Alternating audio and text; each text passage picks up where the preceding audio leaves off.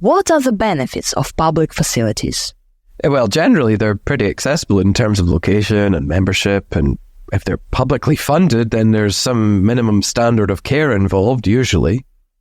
Why are public transport methods popular, such as the subway?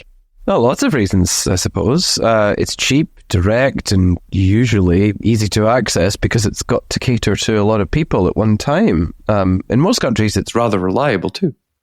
Why are some public transport methods unpopular? Well, probably for as many reasons as the ones I gave last time.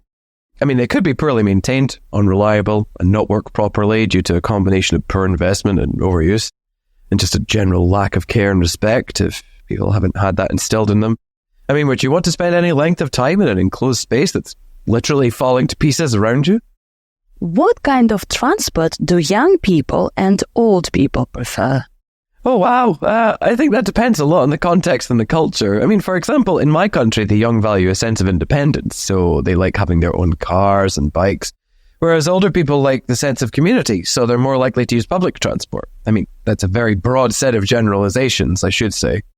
Is it important to have parks in the city? I mean, it's good to have them anywhere, really. People need places so they can be in the open and surrounded by greenery to help them calm down and reconnect to nature. Plus, they look nice compared to just endless buildings or urban sprawl. What benefits can a park bring? Well, lots. People can relax there, hold community events with more ease in the sunshine. It could also boost the value of an area if it has this kind of access, since it tends to raise the quality of the scenery. Do we need big or small parks in the city? I mean, why not both? Small parks would be good for local communities, but larger parks can host big attractions and events with greater ease. So I'm not sure it's such a binary choice, to be honest. Do young people like to go to parks? I would certainly say so, yes. You see them hanging out there all the time in my country, and that's what they are there for. They can play different ball sports and games, or just lie down and relax, and it costs them absolutely nothing, which is important if you're a young person. Hey, thank you, Rory, for your answers. That's okay.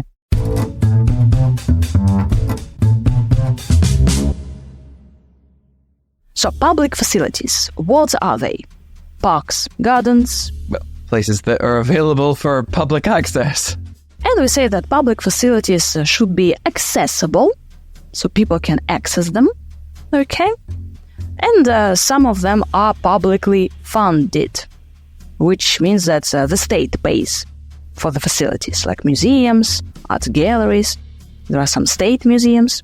So they are accessible, they are publicly funded, but Rory, what benefits are for the public, for the people?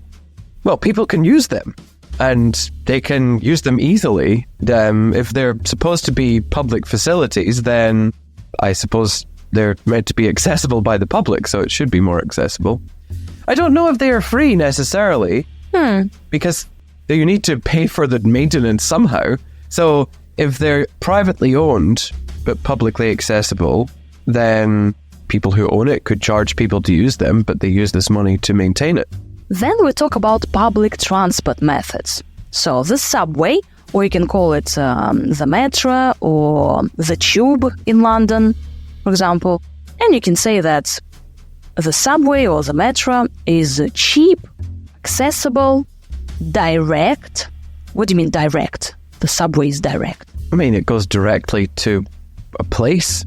You don't have to faff around walking to different places. Yeah, you don't change trains. You just take the metro and off you go. No, you might have to change trains in some places, but it's a fairly straightforward process. And the subway is usually easy to access. Yeah, the subway caters to a lot of people at one time. Caters, here it means serves. So it serves a lot of people at one time. And in most countries it's reliable, so you can rely on the subway. Well, maybe not in London. I've heard stories. Yeah. Some methods of public transport are not popular or unpopular. They could be poorly maintained. So to be maintained, to be taken care of. So the government, the local council should maintain transport facilities. Or some of them could be poorly maintained, so they're not maintained well. They could be unreliable, trams, buses, trains, ships, horses. Could be unreliable. No, a horse is a private transport, right? We talk about public transport methods or means. Yes. And just a general lack of care, so lack of maintenance. And respect, like people don't respect the government's property. Well, or just public property. It doesn't have to belong to the government. It could just be publicly owned.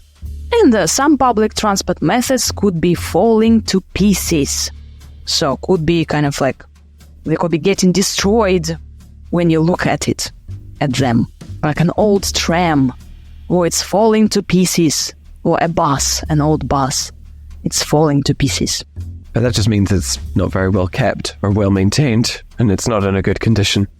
Young and old people might prefer different transport means or methods. But it depends on the context and culture. Then you can give an example about your country. For example, in my country, like in Rory's country, Scotland, the young people or the young value a sense of independence. Okay, so they appreciate, it's important for them, this sense of independence. So they prefer their own cars and bikes, maybe e-scooters, their own private transport. Whereas older people like the sense of community. Community when we are all together, okay, let's get together, get on a bus and just rock this world. So this is what older people usually do. I don't know if older people are rocking the world. They get together, they get on a bus, so it becomes packed with older people. So they are more likely to use public transport, and also they usually don't have much money to use a taxi or to maintain a car. But some older people use cars, no problem. They do, yeah. But most older people, yeah. That's why I said those are very broad generalizations. Yeah. A broad generalization. Then the examiner can ask you questions about parks, which are also public facilities, like public parks or gardens, botanical gardens. And Rory told us that people need places where they can be in the open. So we need places where we can be in the open air. And in parks, we are surrounded by greenery. Dear listener, greenery is... what is greenery? The green stuff. Well, plants, trees, anything that's green. Green stuff, like you said. So it's important to be surrounded by greenery, which helps people to calm down. It helps us to reconnect to nature. Dear listener, we connect to nature in parks. Do you usually do this? No? Then you should. And it's nice to use urban sprawl. What is urban sprawl? Urban like city. Urban sprawl is just endless developments of properties. It's not particularly pleasant because it's just houses, endless houses. Nothing is there apart from the houses. So you can say that we do need a green break from endless buildings or urban sprawl. So parks are important. And the benefits. People can relax there. Community, different communities hold their events. Like English-speaking community can hold an event in a park. And we enjoy the sunshine, so we sunbathe in the sunshine. And also people could enjoy the scenery. The scenery, beautiful views on a lake, on trees. Scenery, the nice things you can see. Here I really enjoy Rory's answer. Rory goes why not both?